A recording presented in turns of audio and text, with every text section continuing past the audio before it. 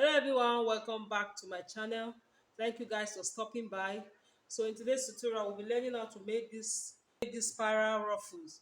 So please, if you have not subscribed to my channel, please join the family, subscribe, press the notification bell to get notified whenever I upload a new video. Like and share this video. So the materials we'll be using for the ruffle is my scuba fabric. As you can see, this is my scuba fabric. You can decide to use the light one or the thick one. So you can see this is the stretchy fabric. And this is my boni. I'm using the sewable boni. You can also use the plastic boni, but what I have here is the sewable boni. But this one you can sew it with your machine. This is the sewable boni. So the first thing we are going to do now is to cut out our fabric. So now we are going to be cutting out the fabric. So we are going to be cutting it out in form of a flay. So the next thing I'll do, I'll fold it into two like this. I'll fold it into two like this, as you can see. So this is it. I'll fold it like this, then I'll fold it into four. The length I'll be working with is 8 inches. Then the radius I'll be taking out from here, I'll be taking out 1.5. You can take 1.5, 2 inches or 2.5. So because we don't have any particular place where we are going to be attaching it, so you want as many as you want. But what I would advise is the smaller the radius, the more you get a fuller effect. So for the radius, I'll be using 1.5. Then after 1.5, I'll take down my 8 inches. So what the fabric that you'll be folding now will be 9.5. So let me adjust this. So this is it. So I'll measure out the 1.5 from here.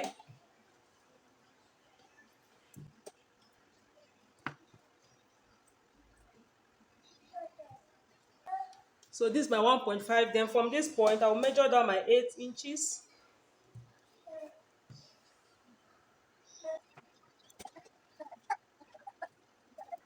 So as you can see, so I'll cut it out.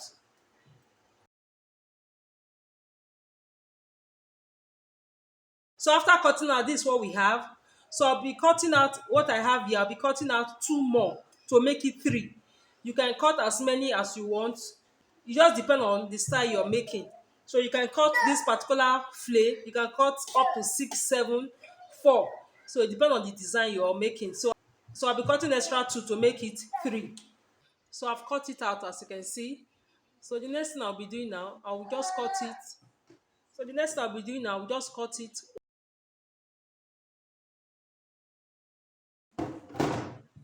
So as you can see, I've cut it open. So the next thing we're going to do is to join. We are going to be joining the sides together. We join it like this. Then we also join this part to the flay. As you can see, I'm done joining the flay. As you can see, I've joined it. So this is the front and this is the back, as you can see. So the next thing we are going to do, we are going to create a channel at this part, at the bottom of the flay. At this part, we are going to be creating a channel where we are going to be inserting our boni. You create a channel like 1/2 inch where we are going to be fixing our boni. So if you have your weaving machine, you just weave it, then fold it this way. So if you also have your zigzag scissors, you can also use it. And if you don't have any of those, you can use your bias to turn it.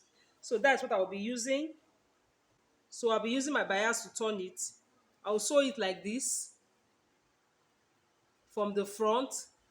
Then I'll turn it inside like this. I'll turn it inside to be able to create the channel where I'll be fixing my boni.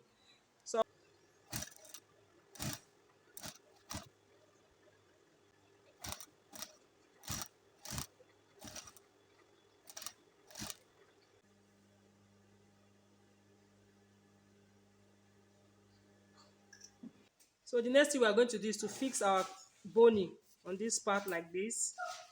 So you fix it all the way down.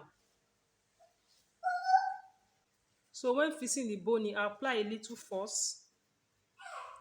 So when fixing the bunny, apply a little force. Just allow the bunny to sit properly. Apply a little force when fixing the bunny. So now I've gotten to the end. So I will just cut the bunny off. I will reduce the measurement of the bunny.